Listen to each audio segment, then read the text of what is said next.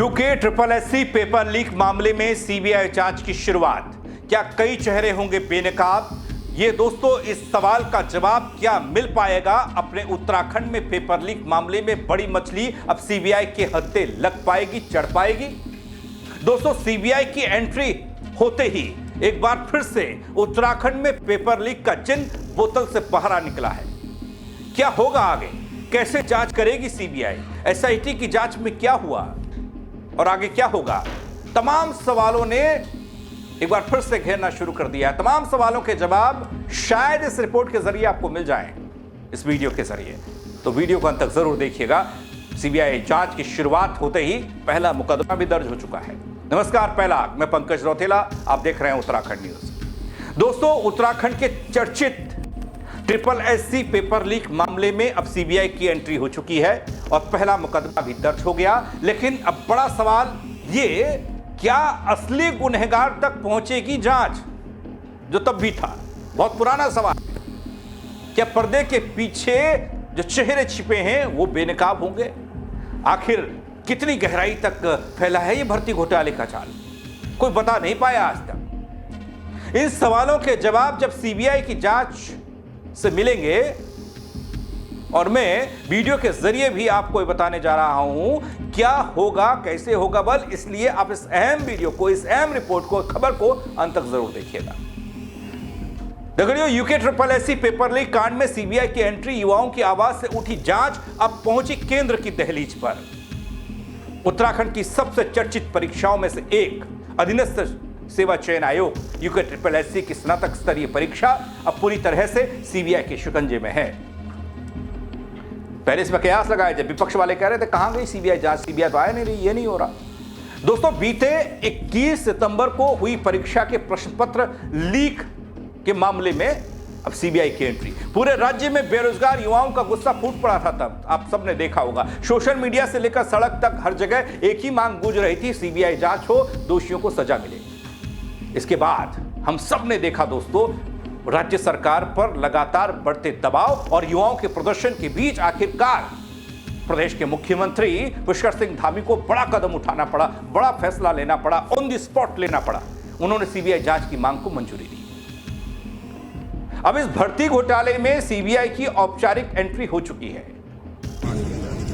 मिले हैं और यूसी धामी जी इसकी जांच कर रहे हैं। ये भी देखिए सारे तथ्य सब जगह से इकट्ठे करे जा रहे हैं। एसआईटी जांच में या यूसी धामी जी जिस जांच को सुपरविजन कर रहे हैं, क्योंकि न्यायाधीश हैं, और उस जांच में कहीं पर भी कोई आता है तो सरकार की तरफ से किसी भी अगले कदम के लिए भी कोई कहीं रुकावट हमारी तरफ से नहीं है। और जो तीसरा आपने कहा है कि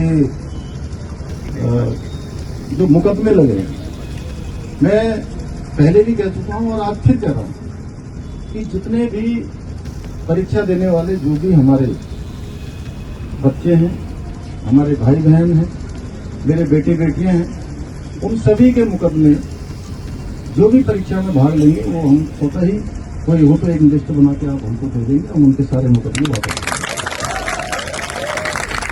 दोस्तों खबरों के मुताबिक सीबीआई की देहरादून शाखा ने बीते सोमवार को इस पेपर लीक मामले में अपना पहला मुकदमा दर्ज किया। इसके साथ ही जांच एजेंसी ने राज्य सरकार और आयोग से संबंधित सभी दस्तावेज तलब कर लिए। दोस्तों सीबीआई अब यह पता लगाएगी कि प्रश्न पत्र लीक किस स्तर पर हुआ, इसमें कौन कौन शामिल था और क्या यह सिर्फ कुछ व्यक्तियों की साजिश थी या फिर कोई बड़ा नेटवर्क इसके पीछे काम कर रहा था। लेकिन मैं आपको पूरा मामला और इस मामले का बढ़ता ताप जो आज तक महसूस किया जा रहा है वो बता देता हूं। दगड़ियों, अपने उत्तराखंड में बड़ी उम्मीदों वाली एक परीक्षा जो 21 सितंबर को हुई, स्नातक स्तरीय परीक्षा का प्रश्न पत्र परीक्षा शुरू होने से पहले ही लीक हो गया। आरोप यह लगा कि हरिद्वार के एक परीक्षा केंद्र से मुख्य आरोपी खालिद ने प्रश्न पत्र व्हाट्सएप के जरिए बहन को भेजा। उसके बाद यह पेपर कई जगह वायरल हुआ। दोस्तों इस पेपर लीक के तार टिहरी गढ़वाल के प्रतापनगर क्षेत्र के अमरोड़ा डिग्री कॉलेज से भी जुड़े। यहां के असिस्टेंट प्रोफेसर सुमन, आरोपी खालिद की बहन साबिया और हिना और एक अज्ञात व्यक्ति भी संदेह के घेरे में लिया गया। इतना ही नहीं दोस्तों, इस मामले की जांच शुरू होने में करीब 36 दिन का वक्त लगा, लेकिन युवाओं के निरंतर आंदोलन ने सरकार को मजबूर कर दिया था कि यह मामला अब राज्य की सीमाओं से बाहर जाकर सीबीआई के हवाले किया जाए।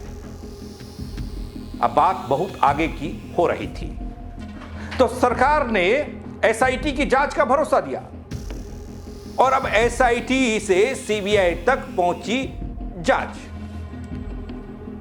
दोस्तों, शुरुआत में सरकार ने एसआईटी गठित कर जांच शुरू कराई थी। एसआईटी ने कई संदिग्धों को पूछताछ के लिए बुलाया था, लेकिन जो परीक्षा देने वाले अभ्यर्थी थे उनका कहना था कि जांच धीमी है, जांच पक्षपाती हो रही है। इस बीच सरकार ने मामले की गंभीरता को देखते हुए रिटायर्ड जस्टिस यूसी ध्यानी की अध्यक्षता में एक स्वतंत्र आजाद जांच कराई। दोस्तों, यहां ध्यान देने वाली बात यह है कि 11 अक्टूबर को आयोग ने परीक्षा रद्द करने का फैसला भी लिया था और आखिरकार 27 अक्टूबर वो तारीख सरकार की सिफारिश पर सीबीआई एफआईआर दर्ज करती है, जांच अपने अधीन ले लेती है। उस पर अभी सीबीआई का जो डीओपीटी में नोटिफिकेशन होना है वो गया है और सीबीआई रजिस्टर करेगी केस। फिर उसके बाद हमारे केस डायरीज जो घटी होगा वो उनको ट्रांसफर कर दिया जाएगा। वो फिर उसके बाद आगे कार्रवाई सीबीआई करेगी।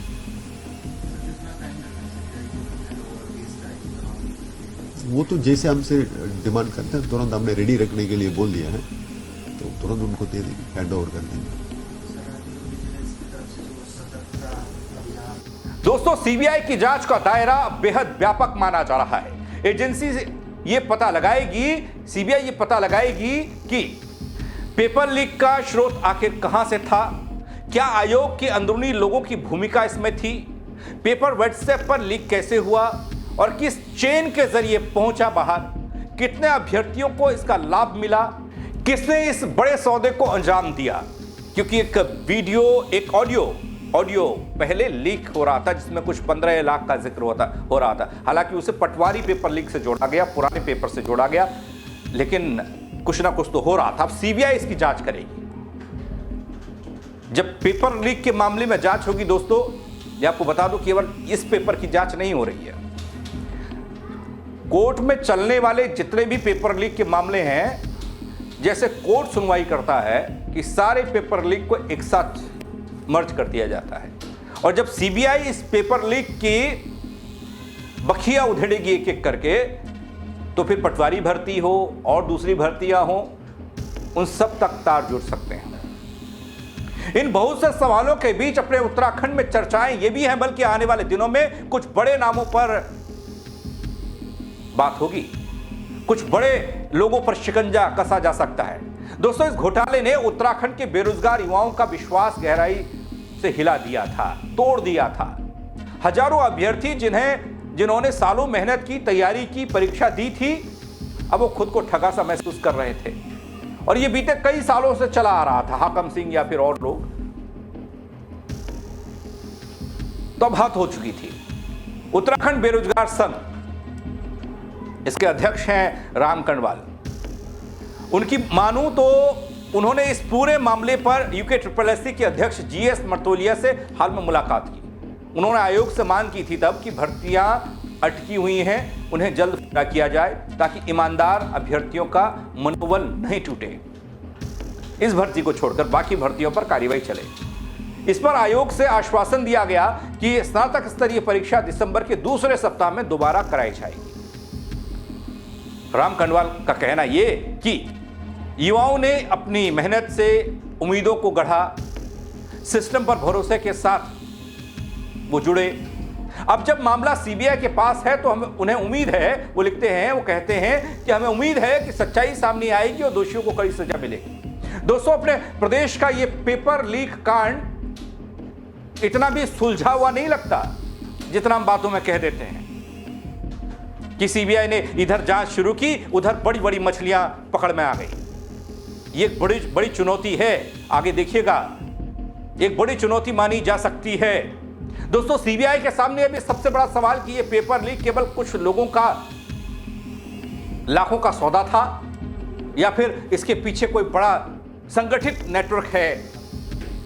वो चाहे राजनीति से भी हो सकता है और भी हो सकते हैं, क्योंकि इससे पहले भी उत्तराखंड में कई भर्तियों पर इसी तरह के आरोप लग चुके हैं और हर बार जांच किसी छोटे अधिकारी या कर्मचारी तक जाकर रुक जाती थी।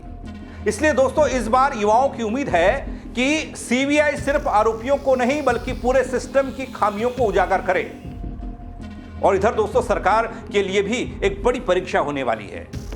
प्रदेश के मुख्यमंत्री पुष्कर सिंह धामी की सरकार ने युवाओं की आवाज पर त्वरित कार्रवाई की, लेकिन अब चुनौती यह है कि जहां जांच पारदर्शी और निष्पक्ष होनी चाहिए, क्योंकि अगर जांच में देरी हुई, परिणाम संदिग्ध रहे तो राज्य को भी, विपक्ष और युवाओं दोनों के निशाने पर राज्य सरकार को आना पड़ेगा, नेताओं को और मुख्यमंत्री धामी को आना पड़ेगा। ऐसा इससे पहले भी हुआ। दोस्तों राज्य के कोने कोने से बेरोजगार युवा इस जांच से अभी तक तो संतुष्ट है, बोले सीबीआई जांच कर रही है और आज भी लगाए बैठे हैं कि अब इंसाफ होगा। दोस्तों UKSSC पेपर लीक केवल एक परीक्षा की कहानी नहीं है जो मैं हर रोज आता हूं, जब भी ये मामला सामने आता आपको बताता हूं और चला जाता हूं। ये उत्तराखंड के नौजवानों के भरोसे की परीक्षा है। सीबीआई के पास अब मौका है कि वो उस तंत्र की परतें खोले, युवाओं की मेहनत पर सवाल खड़ा कर रहा है जो तंत्र। अगर ये जांच ईमानदारी से आगे बढ़ती है तो न सिर्फ गुनहगारों को बेनकाब करेगी बल्कि राज्य के भर्ती तंत्र में नया भरोसा भी जगेगा जो अभी पूरी तरीके से टूट चुका है। अब पूरा उत्तराखंड एक ही जवाब चाहता है, क्या दोषी बेनकाब होंगे या फिर से मामला बाकी घोटालों की तरफ फाइलों में दफन हो जाएगा। वैसे मैं अक्सर अपनी रिपोर्ट और वीडियो के अंत में जो इस तरह के मामले होते हैं उसमें बात जरूर करता हूं दोस्तों, जो मैंने अभी कही, कहीं मामला भी कई और मामलों की जांच के मुकाम तक पहुंचने से पहले ही दम तोड़ देगा, मामला भी फाइलों में दफन कहीं ना हो जाए। अब ये वक्त बताएगा दोस्तों। लेकिन आप क्या सोचते हैं इस खबर को लेकर, इस जांच को लेकर, SIT की जांच को लेकर? आप मुझे कमेंट के जरिए बताइएगा दोस्तों। खबर को लाइक करिएगा, शेयर करिएगा और लोगों तक पहुंचाइएगा, युवाओं तक पहुंचाइएगा। मेरे साथ जुड़ने के लिए आप सबका बहुत शुक्रिया। जय उत्तराखंड।